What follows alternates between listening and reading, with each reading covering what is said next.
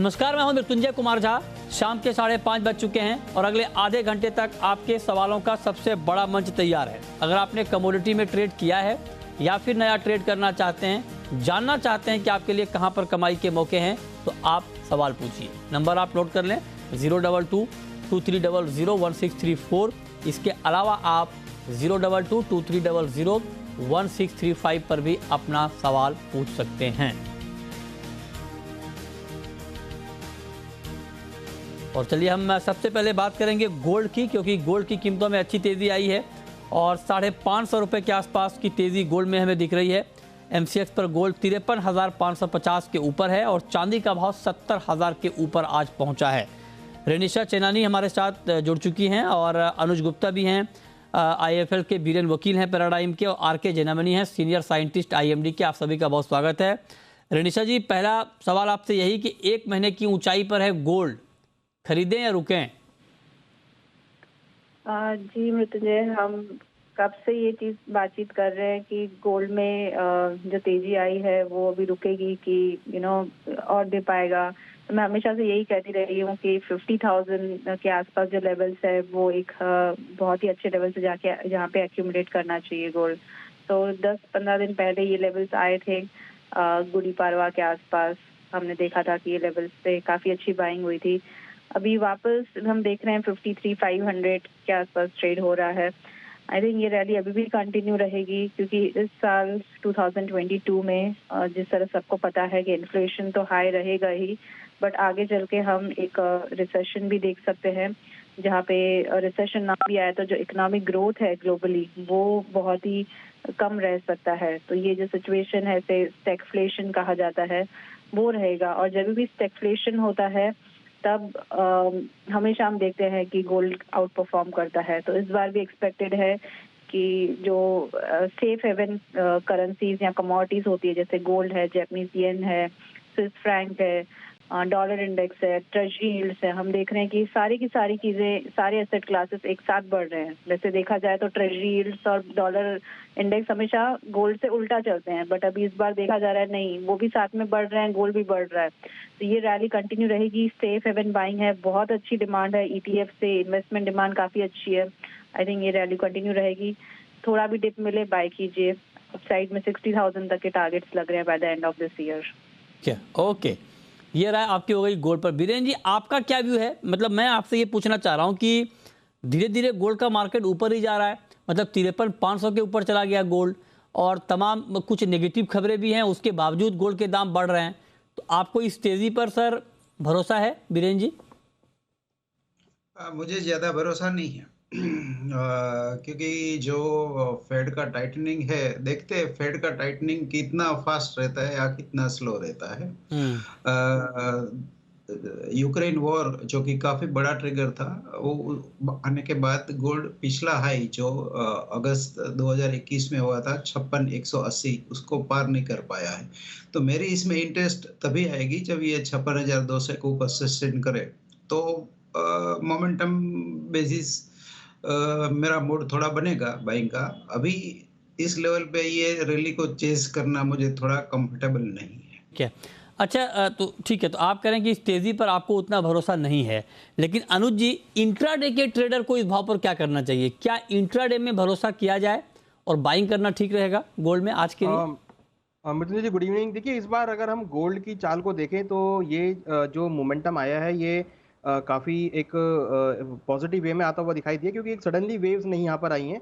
यहाँ पर gold 10-10, 15-15 dollar की मूवमेंट में चला है। रोज़ अगर हम देखें तो मार्केट में एक धीरे धीरे स्टैग्नेंट वे में कंसोलिडेशन होता हुआ चला है। तो जब भी ऐसी मोमेंटम आती है तो उसमें हम ये देखते हैं कि मार्केट एक अच्छा सपोर्ट बनाते हुए चलता है, और इस टाइम जो मार्केट बढ़ा है ये काफ़ी स्ट्रॉन्ग सपोर्ट के साथ लेता हुआ बढ़ा है। तो मुझे लगता है कि आगे भी ये कंटिन्यू रहेंगी मोमेंटम, और हमें लगता है कि इंट्राडे के लिए भी खरीदारी करना चाहिए। इंट्राडे में अगर हम 53,300 के आसपास, हालांकि मार्केट बढ़ गया थोड़ा सा, तो अगर मार्केट यहाँ से 100 रुपये भी टूटता है 53,400, 53,300 तक, तो खरीदारी करना चाहिए। 53,050 का स्टॉप लॉस लगा है, टारगेट 53,800 तक देखने को मिल सकता है। इंटरनेशनल मार्केट में एक्सपेक्टेड है कि ऊपर में 2,000 से लेकर 2,005 डॉलर तक के लेवल आपको देखने को मिल सकते हैं।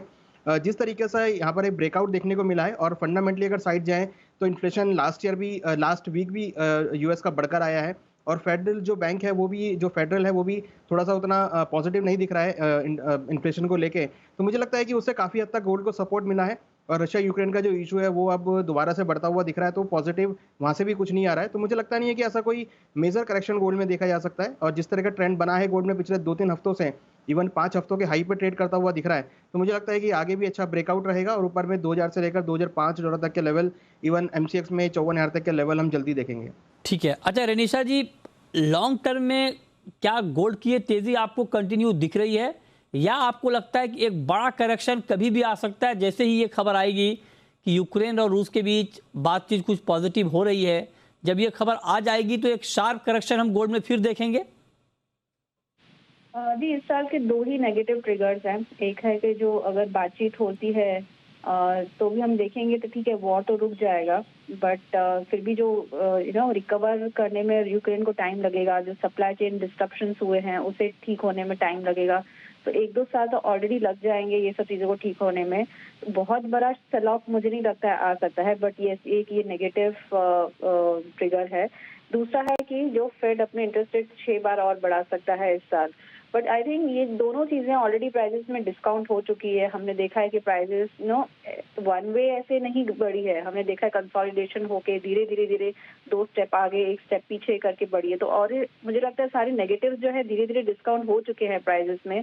एंड जिस तरह अभी आप देखेंगे कि बैंक ऑफ अमेरिका ने एक जो सर्वे किया था जिसमें वो बता रहे हैं कि ग्लोबल ग्रोथ ऑप्टिमिज्म जो है वो ऑल टाइम लो पर है, और ये कभी ऐसा हुआ ही नहीं है कि लोग इतना फोरकास्ट कर रहे हो कि नेगेटिव ग्रोथ रहेगा आगे चल के।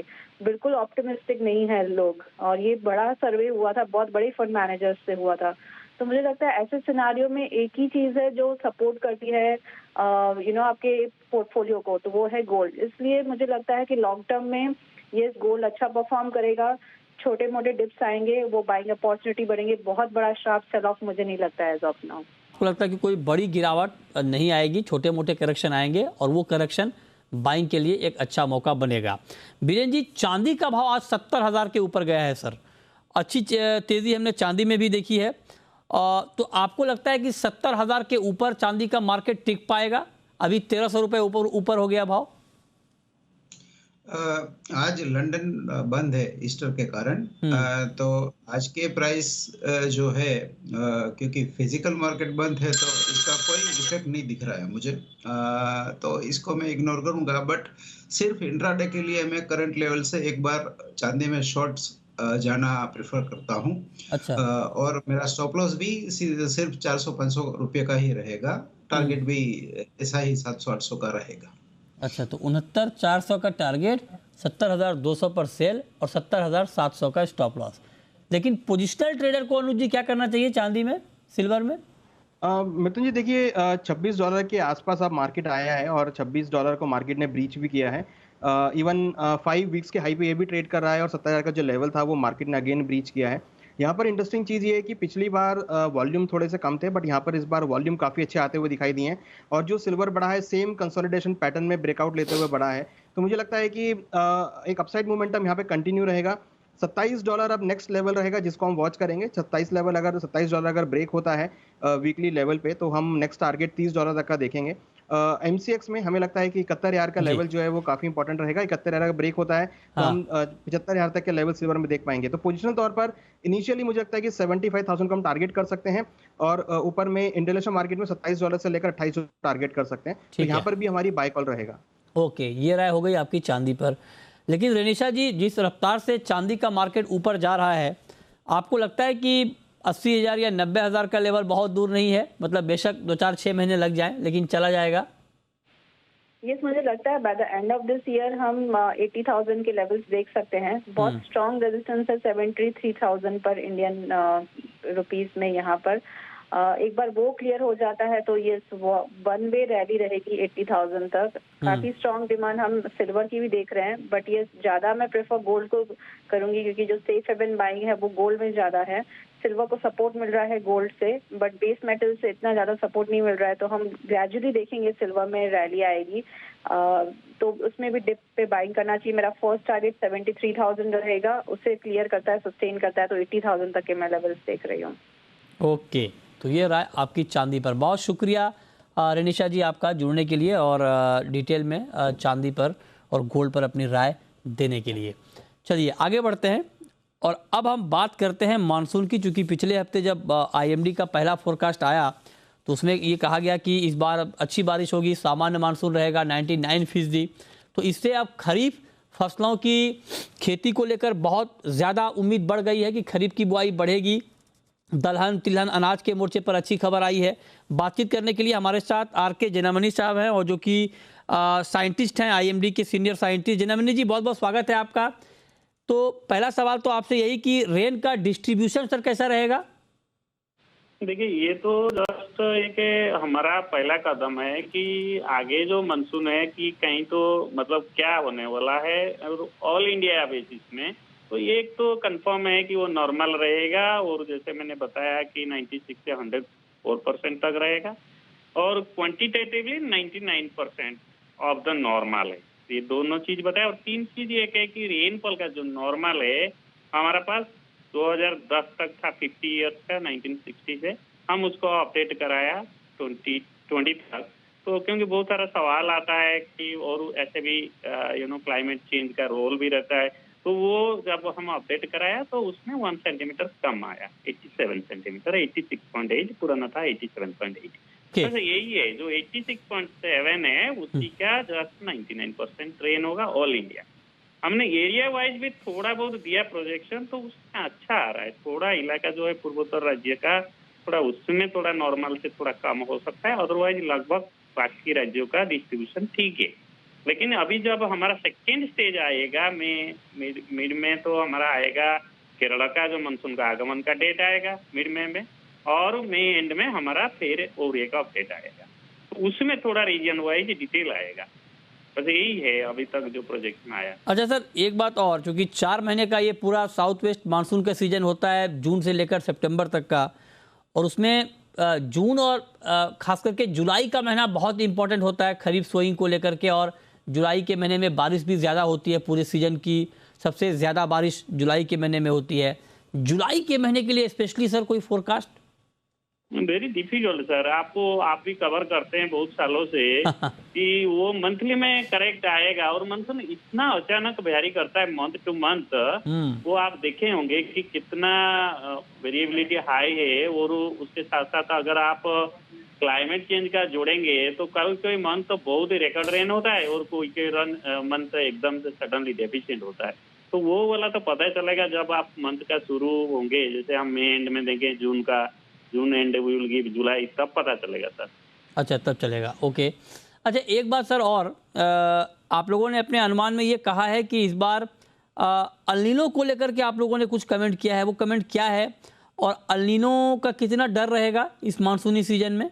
वही सर बताया कि 2020 में जो अच्छा बारिश हुआ था, 2021 में लगभग भी अच्छा बारिश हुआ। तो लगातार ये जो थर्ड मानसून है अभी भी अच्छा बारिश होने का चांस है, क्योंकि जो लानिना है वो भी कंटिन्यूइंग है और जो न्यूट्रल को आएगा वो एंड ऑफ द मानसून में आएगा। तो ये बहुत सारा अभी जो है कैलकुलेशन पर है। और IOD जो है उसका रोल भी हम लोग मॉनिटरिंग कर रहे हैं, वो भी मतलब वो भी प्ले कर सकता है। तो all will clear by May and actually. तो सर ये मानसून कब आएगा, इसका फोरकास्ट आप लोग कब दे रहे हैं? मई 15, जैसे मैंने बताया 15 मई को हम लोग केरल का जो अराइवल होता है, जो फर्स्ट डे से होता है मानसून ऑनसेट ओवर केरला, वो 15 मई को पता चलेगा। अच्छा। तो उससे तो मानसून का चढ़ाई शुरू होता है। तो ये थोड़ा इंतजार है। अभी जो लेटेस्ट है हीट वेव का जो है वो तो बिल्कुल कम हो गया है। और जो पीक था, जैसे आपने देखा होगा कि जो मार्च सेकेंड हाफ और April first half, it has been unusual high temperature. अच्छा। और बहुत एरिया में central India, north west India में टेम्परेचर चढ़ गया था। वो 12 अप्रैल के बाद इम्प्रूव हुआ है। और एक के दुक्का जगह पर, कहीं राजस्थान में, कहीं मतलब मध्य प्रदेश में तो नहीं है, ओनली अभी पश्चिम राजस्थान, हरियाणा, दिल्ली का कुछ आसपास इलाका में है। और आगे जाके जो 19 और 20 और 21 को थोड़ा थंडरस्टॉर्म होगा और भी कूल डाउन होगा।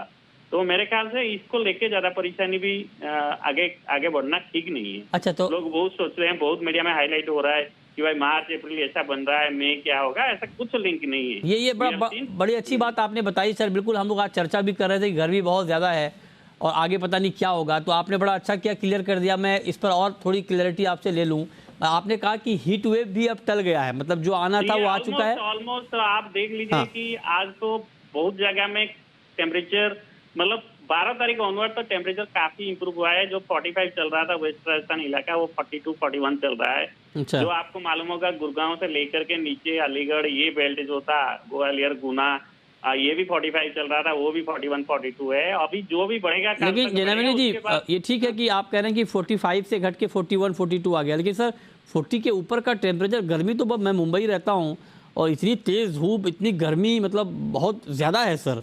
तो इससे कुछ राहत, कुछ टेम्परेचर और डाउन नहीं, होगा, राहत 40 सर के है, नीचे तो आएगा या नहीं? समर तो पूरा मतलब हाँ पूरा तो है, अभी फुल 3 महीना है। वेरी हाँ। Difficult to tell actually. हाँ ठीक है, हाँ हाँ, ठीक बात है। Thank you. अच्छा, प्री मानसून का सर कोई गुंजाइश, प्री मानसूनी बारिश की अभी? अभी बढ़ेगा, प्री मानसून का रेन बढ़ेगा अभी, बट हाँ। We have to wait. अभी तक तो मतलब ठीक नहीं है सर। अभी अच्छा। -49% चल रहा है अभी भी।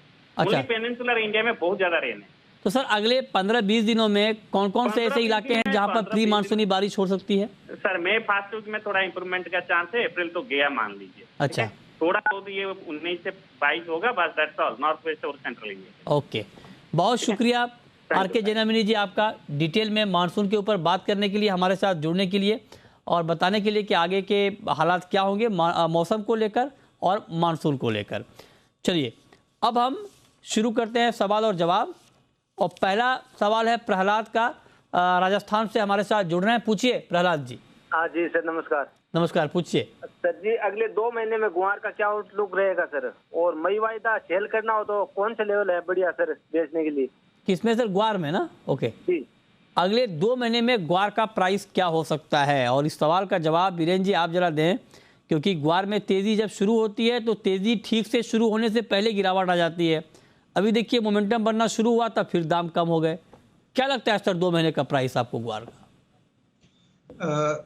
मानसून सीजन है तो लंबा नहीं, इसमें आईपीएल चल रही है 2020 समझ के ही मैं इसको ट्रीट करता हूँ। अगर किसी को ट्रेड लेना है तो 6450 के आसपास बाय करना चाहिए। 6380 का स्टॉप लॉस रहेगा और 66 यानी 6600 का टारगेट रहेगा।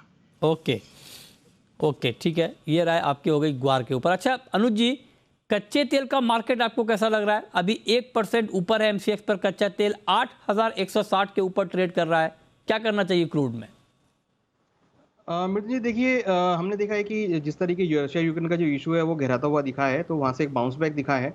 हालांकि दूसरी तरफ ये भी है कि जापान और यूएस दोनों ही ड्रिलिंग एक्टिविटी में है और अपनी रिजर्व से क्रूड निकालने की बात कर रहे हैं। बट मुझे लगता है कि वेरी शॉर्ट टर्म में एक थोड़ा सा बाउंस बैक यहाँ पर एक्सपेक्टेड है और ऊपर में $115 तक के लेवल आ सकते हैं। तो बिकवाली के लिए $115 का लेवल रहेगा जहाँ पर बिकवाली का ट्रेड ले सकते हैं। मगर करंट रेट जो है वो मुझे लगता है कि इवनिंग सेशन में आज के लिए पर्टिकुलर खरीदारी का ट्रेड ले सकते हैं करीबन 8050 के आसपास।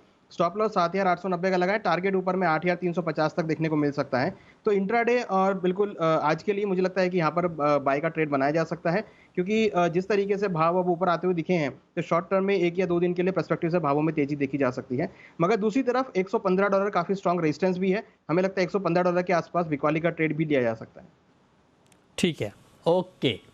अगला सवाल है कैलाश चंद्र मोदी का, सदलपुर से हैं। पूछिए कैलाश जी। नमस्कार सर। नमस्कार, पूछिए। सर चने की फसल अभी आ रही है, चना आ रहा है मार्केट में, तो फिजिकल में चना इन रेट पे खरीदना चाहिए क्या? आगे बढ़ने की संभावना है क्या? फिजिकल में क्या इस रेट पर चना खरीदना चाहिए, बताइए वीरेंद्र जी। मुझे चना में इतना कंफर्ट नहीं है। मुझे फिजिकल साइड में वीट काफी स्ट्रॉन्ग लग रहा है, तो मैं वीट पे ही फोकस कर रहा हूँ। तो चना नहीं खरीदने, आप चना खरीदने से मना कर रहे हैं? चना में प्रॉब्लम ये है कि गवर्नमेंट की इंटरवेंशन काफी स्ट्रांग होती है। जब भी इवन 100 रुपए की तेजी होती है तो भी स्टॉक लिमिट लग जाती है और प्राइस कंट्रोल आ जाते हैं, तो फ्यूचर बान हो जाते हैं। तो जहां भी गवर्नमेंट की इंटरवेंशन ज्यादा होती है उस चीजों से मैं थोड़ा दूर रहता हूँ। ओके, नेक्स्ट कॉलर विष्णु प्रकाश हैं राजस्थान से। पूछिए विष्णु जी। सर मेरा वकील जी से सवाल है ग्वार के ऊपर। क्या सवाल है? कि मतलब वो जो 2012 में भाव हुए थे वो कब तक वापस आएंगे? अच्छा, 2012 मतलब 30,000 का भाव चाहते हैं आप ग्वार सीड का, ग्वारगम का 1 लाख का? जी सर। चलिए, अब टारगेट आपने बहुत ऊपर रखा है, बताइए वीरेंद्र जी। ऐसे जो हिस्टोरिकल प्राइस है वो कभी कभी आते हैं। फिलहाल यूजुअली मेरा ऐसा मानना है कि एक बार जो मेगा टॉप बने वो अगले 15-20 साल तक तो नहीं दिखता। तो मैं ऐसा नजदीक के भविष्य में कोई मैं ऐसा देख नहीं रहा हूँ कि ऐसे कोई फैंसी भाव बनेंगे। ठीक है, नेक्स्ट कॉलर अनिल हैं हमारे साथ सिरसा से। पूछिए अनिल जी। सर हमने 3250 पे 5 लॉट कपासिया खली ले रखा है। 3250 पे कॉटन केक लिया है आपने? हाँ जी कॉटन केक। ओके, अनुज जी क्या करना चाहिए, रुकना चाहिए? अभी भाव तो नीचे हैं। देखिए मुझे लगता है कि अभी कपास खली के अंदर थोड़ा सा अभी डाउन साइड ट्रेंड आता हुआ दिखा है। हालांकि बीए भी होल्ड कर सकते हैं क्योंकि जो इसकी रेंज है वो 3400 ऊपर में हायर साइड और नीचे में करीबन 2950, ये रेंज मुझे लगता है यहाँ पर कंटिन्यू रहेगी। तो भाव अभी 3081 के आसपास चल रहे हैं। मुझे लगता है कि थोड़ा होल्ड कर सकते हैं, बाउंस बैक आए तो निकल जाए, क्योंकि मुझे लगता नहीं है कि 3400 के ऊपर भाव ज़्यादा जाते हुए दिखाई देंगे। तो जो भी इनको रेट मिलता है ऊपर में एट कॉस्ट के आसपास, तो वहाँ पर निकलने की सलाह रहेगी। ओके, ये राय आपकी हो गई कपास खली के ऊपर कि यहाँ पर आपको क्या करना है। नेक्स्ट कॉलर आशीष हैं कोलकाता से। पूछिए आशीष। सर सोया तेल पर आगे क्या पोजीशन रहेगा?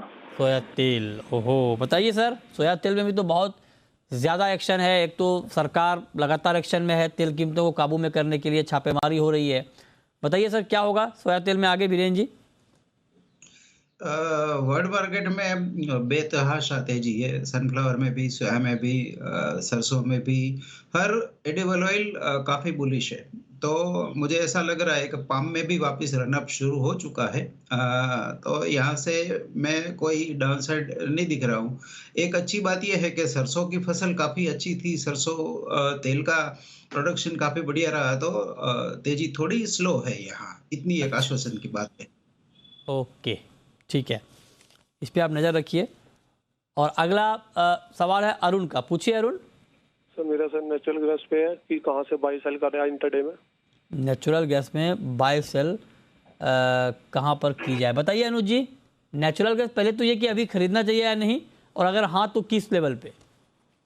देखिए मुझे लगता है कि नेचुरल गैस अगर आप टेक्निकल चार्ट्स पे देखेंगे तो ओवरबॉट जोन में आता हुआ दिखाई दिया है। यहाँ पर अगर खरीदारी करेंगे तो रिस्क रिवॉर्ड ठीक नहीं बैठेगा। मुझे लगता है कि ओवरबॉट में है तो यहाँ पर एक सेलिंग प्रेशर आ सकता है, एक करेक्शन की देखने को मिल सकता है। तो मेरा अच्छा कॉल यहाँ पे बिकवाली का रहेगा, करीबन 575 578 में बिकवाली करें। 590 का स्टॉप लॉस लगाए, नीचे में 550 तक का लेवल देखा जा सकता है। तो एक प्रॉफिट बुकिंग यहाँ पर एक्सपेक्टेड है और एक बिकवाली का जो ट्रेड है इंट्राडे के लिए यहाँ देखा जा सकता है। टेक्निकल चार्ट पे market oversold zone, overbought zone दिखा रहा है, तो यहाँ पे बिकवाली का ट्रेड मुझे लगता है कि देखने को मिल सकता है। ठीक है, जगमोहन है हमारे साथ जुड़ रहे हैं। पूछिए जगमोहन जी। हेलो जी बोलें। हाँ नमस्कार सर। नमस्कार, पूछिए। मैं सर मेंथा ऑयल पर सर सवाल है सर। मेंथा ऑयल सर भाव बढ़ेंगे नहीं बढ़ेंगे? मेंथा ऑयल के भाव बढ़ेंगे या नहीं, वीरेन जी क्या लगता है आपको मेंथा ऑयल में? करंट लेवल अट्रैक्टिव लग रहा है मुझे। 1070 का जो प्राइस है वो मुझे बाइंग के लिए अट्रैक्टिव लग रहा है। इसका स्टॉप लॉस में 1045 प्रेफर करूंगा। अपसाइड हम 1140 1150 तक एक्सपेक्ट कर सकते हैं। ओके ठीक है, ये रहा मेंथा पर 1% के आसपास की गिरावट के साथ आज बंद हुआ है 1073 के स्तर पर। तो ये मेंथा पर आपके लिए रहा है। चलिए बहुत शुक्रिया वीरेन जी आपका, अनुज जी आपका जुड़ने के लिए, बताने के लिए कि कहाँ पर कमाई के मौके होंगे और तमाम सवालों के जवाब देने के लिए।